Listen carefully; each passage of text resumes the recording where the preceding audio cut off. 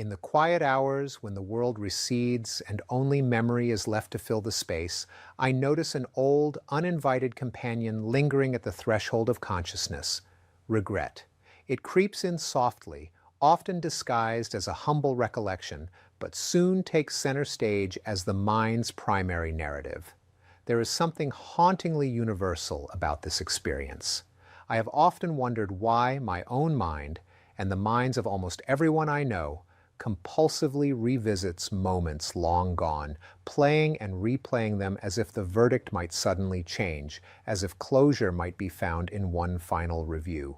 It's in these moments that I recognize regret is not a flaw or deviation from the norm. It is a perfectly predictable outcome of how our brains are wired. This is not simply a melodrama of the mind. It is, in fact, a process so reliably human that neuroscience has mapped the very circuits activated during regret: the orbitofrontal cortex, the striatum, the anterior cingulate, all ablaze when we mentally rehearse the past and imagine alternate outcomes. I am a cognitive narrator, and my purpose is to explore the architecture of our inner worlds, to understand why our minds build these prisons of the past, and to find the key that might unlock the door. As I reflect on the lives of those close to me and my own, I see that regret is never a solitary emotion. It's braided with other mental textures: rumination, self-blame, the ache of incompletion. This tangled knot forms the haunting, the interior courtroom in which we are both prosecutor and defendant. I believe most people know this courtroom. We find ourselves arguing with our younger selves, presenting evidence collected only after the fact, convinced we could have done better, been wiser, made the right choice if only fate or knowledge had cooperated. Why do we keep returning to these moments? Neuroscience points to several mechanisms. First is counterfactual thinking, our brain's remarkable ability to simulate a world that differs from reality. We imagine the road not taken, the words left unsaid, the action never attempted. This engine of regret propels the haunting. It is not content with what happened. It insists on exploring every what-if scenario we can conjure.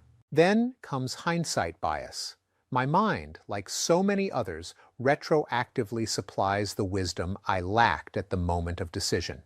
It's a compelling illusion, the idea that I should have known better, that I failed myself, that the outcome was inevitable, and the error obvious.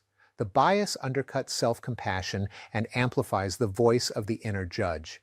Yet it's only a trick of memory, a distortion produced because the brain prefers a coherent narrative, even if it comes at the expense of kindness toward the self. Add to this mix the Zeigarnik effect, our tendency to remember incomplete or interrupted tasks more easily than those we have finished.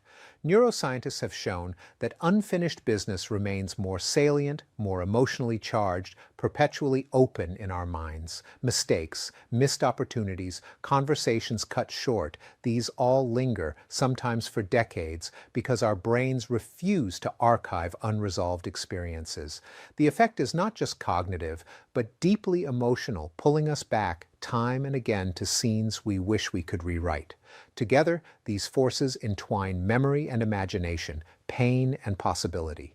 Regret becomes not just a sorrow for what was, but an obsession with what might have been.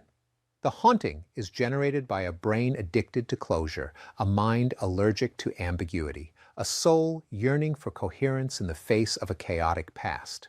Every time I replay a mistake, chasing that elusive right answer, my mind is, in truth, seeking resolution. But memory is not static. It is reconstructive, shaped by who I am now, not who I was then. This opens a gulf, a space where regret flourishes, fed by self-doubt and the fading hope of redemption. The haunting, then, is not a weakness. It is the result of powerful adaptive mechanisms gone awry in a world where many mistakes cannot be undone and some doors cannot be reopened. What remains is the echo, in every mind, of possibilities never realized, verdicts never pronounced, trials never finished. Yet even as regret torments, it points us towards something essential. The question is not how to silence the haunting, but how to listen for what it's telling us, and what new stories might grow from its depths. Years ago, I spoke with a woman named Mara whose regret inhabited her every thought. She told me about the job offer she declined early in her career, convinced at the time it was the wrong fit. Decades passed, and each milestone, promotion missed, joy postponed, seemed to be measured against that single lost chance. She recounted in vivid detail the interview, the handshake, the phone call declining the offer, and even the shoes she wore. But with each retelling, the story became more elaborate, more charged. The what if had supplanted her actual memory. The alternate ending now seemed more real than what actually transpired. What Mara described so poignantly is not unique. Neuroscience shows that regret relies on counterfactual thinking, the mental rehearsal of what might have been. The human brain possesses an extraordinary capacity for simulation, drawing on imagination to build worlds alongside reality. Each time Mara replayed the job interview, her striatum and orbitofrontal cortex activated as if she were making the decision again, her mind generating a parallel universe where she accepted the job and her life took a different path. This isn't simple reminiscence. Counterfactual thinking is the ghost in the machine.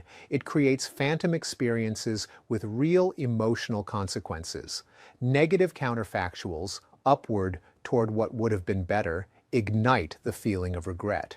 Our brains react to these imagined alternatives as if they are genuine losses, generating real distress.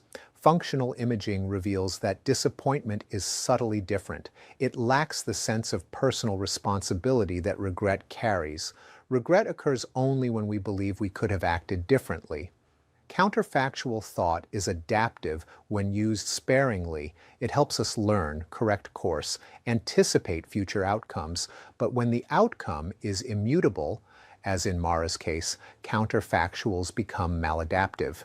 They generate a chronic wound, a persistent sense of unfinished business that refuses to close. This is where the Zeigarnik effect intensifies regret's hold. Unfinished emotional chapters, jobs declined, relationships left incomplete, dreams deferred, remain psychologically live, constantly demanding revisitation. The task, emotional or otherwise, remains flagged, unresolved. The brain continues to process it in the background, draining cognitive and emotional resources. Mara's mistake was long past, but the narrative remained open, lingering as an active to-do list in her mind. Rumination steps in next. When regret merges with compulsive, repetitive thinking, it evolves into a feedback loop that is difficult to escape.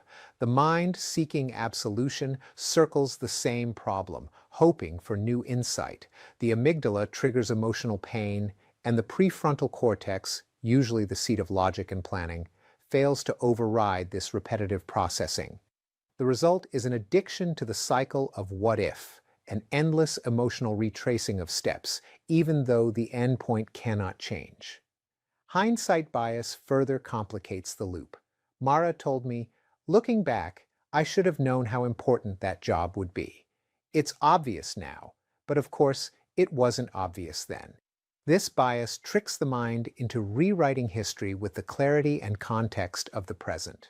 We retroactively attribute knowledge we never had, and then use that illusion to condemn our past selves. This deepens regret, transforming it from a learning tool into a weapon of self-judgment.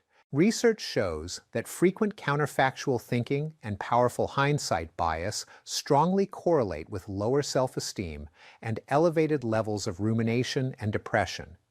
The mind, addicted to the court case against itself, struggles to escape the gravity of its own critical narrative. The more we regret, the more we ruminate, and the less able we may feel to change course.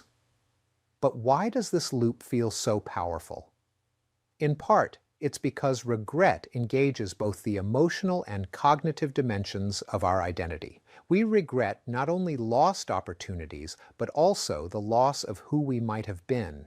This is where the narrative aspect of self comes to the fore. With each imagined alternative, we are tempted to believe in a better version of ourselves who might have existed. The courtroom drama is not just about evidence, it's about yearning to become the person in the alternate story. Mara's experience makes clear she isn't simply regretting a job. She is mourning an identity that never came to fruition. The emotional impact is redoubled because every counterfactual is, in essence, a story about lost selfhood. The ghost in the machine, regret's cognitive mechanism, is then a testament to our mind's creative power, but also its vulnerability. The very processes developed to help us adapt and thrive can ensnare us in endless longing. What if becomes a mantra, a spell the brain cannot break, as it tries endlessly to repair the past. But there is hope because understanding the inner workings of regret offers the first step toward liberation. Mara's journey, like so many of our own, reveals regret's secret architecture and suggests that freedom may lie not in erasing these ghosts, but in changing our relationship to them. There is a distinct heaviness to regret, a gravity that holds us in a state of persistent emotional tension. The weight does not come from a single event, but from the ongoing process of review, reinvention, and rejudgment. As I move through my own history, tracing the outline of one regret after another, I notice that each scenario runs deeper than simply feeling sorry for myself. It is as if each moment is infused with emotional energy that refuses to dissipate, a fuel that powers the engine of what if. Why does this emotional engine run so relentlessly? Neuroscientific research points toward the mind's tendency for rumination, a cognitive process in which distressing events are compulsively focused upon, dissected, and considered from every angle. Rumination is not inherently pathological. It becomes problematic, however, when paired with regret, multiplying the psychic charge until it takes on a life of its own. In my own experience and the stories I've gathered, I see that regret is amplified by the Zeigarnik effect. Unfinished emotional business lingers, coloring every new experience. An apology never made, a dream left unrealized, a promise broken. These are not merely memories. They are unfinished chapters awaiting resolution that will, in truth, never come. The brain cannot help but revisit what feels incomplete. We are goal-oriented creatures, and unfinished goals exert a magnetic pull. As the Zeigarnik effect ensures the past remains vivid, counterfactual thinking supercharges the emotional resonance. Not only do we remember what went wrong, we actively generate scripts for how things could have been different. These scripts are detailed, specific, and often more emotionally charged than the original memory. If only becomes a dominant refrain, producing waves of grief, anger, and longing with each rendition. Negativity bias intensifies these feelings. The human mind is predisposed to weigh negative experiences more heavily than positive ones, a trait that served our evolutionary ancestors in times of genuine peril. For us, it means that moments of regret are magnified, foregrounded over successes. The result is an inner world that feels darker and heavier than it truly is. Even when the mistake was small, the mind renders it in stark relief, overshadowing the joys and achievements that might otherwise balance our emotional ledger. Mara's story is instructive here. Her memory of the declined job offer, once just a regrettable moment, became over time a central node in her personal narrative. Every setback and disappointment connected back to that singular mistake. Through countless repetitions, the regret grew larger than the event itself, transformed into an emotional engine that powered feelings of sadness, frustration, and even shame. This pattern is not unique to Mara. For many of us, regret merges with identity, shaping both how we see ourselves and how we interpret new experiences. Emotional reasoning steps in. The feeling of guilt or sadness becomes proof of our failure. If I still feel bad about this, the mind insists, I must have done something terribly wrong. The distinction between emotional residue and objective reality blurs, reinforcing the cycle. Amid this cycle, the possibility of healing seems remote. It is as if the emotional engine of regret is too powerful, too entrenched to ever be quieted. Yet within its workings there is an embedded paradox. Regret, for all its pain, reflects what we value most. We do not regret moments that were meaningless or inconsequential. We regret what mattered. Relationships, dreams, opportunities that touched something profound in us. When I reflect on my own regrets and feel the weight of what if, I recognize that the emotion is both a signal of loss and a mirror of care. The intensity of regret is equal to the depth of love, hope, or meaning that lay beneath the original event.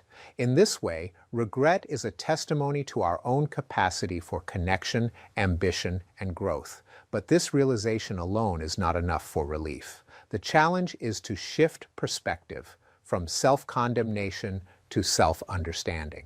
Research suggests that self-compassion can disrupt the emotional engine's power, allowing us to reinterpret the unfinished business not as evidence of failure, but as a part of our evolving narrative. The process is not instantaneous, but it is possible, offering the same empathy and forgiveness to ourselves that we readily extend to others. The courtroom drama of the mind can end, not in conviction or acquittal, but in integration. The compassionate witness takes the stand, not to argue facts, but to acknowledge the limits and humanity of past decisions.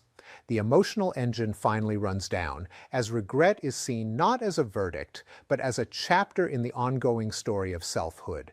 This is the transformation available to each of us, not erasing the weight of what if, but learning to carry it as evidence not of condemnation, but of wholeness. Regret, for all its complexity and power, is a remnant of the stories our brains tell. It is a narrative unfinished, a draft awaiting closure and meaning. As I observe its presence in my own mind and the minds of others, I realize the opportunity it presents for growth and transformation lies not in suppression or denial, but in authorship. Narrative identity is a concept at the intersection of psychology and philosophy. It posits that we understand our lives through the stories we create and share about ourselves. Every event, regretted or celebrated, finished or incomplete, becomes a building block in our personal mythology. We are, all of us, both the protagonists and the editors of our inner narratives. The journey out of regret is not a journey backward. It's a careful stitching of all our experiences into a coherent, compassionate narrative. Cognitive reframing plays a crucial role here, reinterpreting mistakes and missed opportunities as chapters in the story of growth, not as evidence of immutable flaw. This reframing does not demand we forget what happened, but rather that we change our relationship to it. When I look back at my own moments of regret, I practice this reframing deliberately. I revisit the event, its sights, sounds, sensations, but now my perspective is informed by all the context I've gained since. I see my past self not as a defendant in a courtroom, but as a character in a complex narrative, trying their best with the information and tools available at the time. This process is a kind of emotional editing, reducing the sting of hindsight bias and allowing compassion instead of condemnation. Self-compassion is the key, the emotional technology that neuroscience and psychology both affirm as central to healing. When I offer kindness to myself, acknowledge the universality of regret, and accept the painful parts of my story, I transform the meaning of memory. The unfinished business loses its power to torment. Regret softens, transforming from accusation into understanding. One practice that has helped me and countless others is a reflective exercise called the Letter to the Past Self. In quiet moments, I write to the person I was, explaining the complex web of circumstances, intentions, fears, and hopes that led to the regretted choice. I do not absolve or excuse, I simply witness. I see you, I write. I understand why you chose what you did. You were trying to care for yourself in a way that made sense at the time. This act of witnessing is not about erasing regret, but weaving it into a larger, richer tapestry. Radical acceptance is also vital. It is the practice of acknowledging reality, what happened, what cannot be changed, without judgment or resistance. When I practice radical acceptance, I cease to battle the plotline of my past. Instead, I integrate the lessons and losses into the ongoing story, allowing the possibility of post-traumatic growth. Neuroscience has shown that integrated, coherent life stories reduce rumination and improve psychological well-being by freeing cognitive resources otherwise trapped in the loop of unfinished business. To those wrestling with regret, I say this: you are not condemned to a life on trial. The architecture of your mind is not your enemy. It is a tool, a creative instrument capable of rewriting, editing, and reinterpreting every chapter you have lived. The power lies not in escaping regret, but in shaping it into meaning. The path forward is one of compassion and authorship. Notice the regret. Listen to its message about what you loved, what you hoped, what you feared. Integrate it, reframing your story until the memory becomes part of the wisdom you carry. The verdict is not guilty or innocent, it is human. As the narrative closes, I return to the metaphor of the courtroom. The judge and prosecutor have played their roles, but it is the witness, the compassionate self, who restores order, dignity, and hope. Regret has done its work. You are free to continue the story beyond the trial. If this reflection resonates, if you have felt these echoes and longed for resolution, take this moment. Begin to write a kinder story for yourself and for those you love. Share your journey, listen deeply to the stories of others, and embrace the profound truth. Regret is not the end. In the hands of the narrator, it is just another passage, a chance to understand, to heal, and to create. Thank you for joining me in this exploration. If you find meaning here, stay connected. Subscribe, share, reflect, and above all, remember. The court of regret can finally close its doors, and the story of your life can move forward whole and unburdened.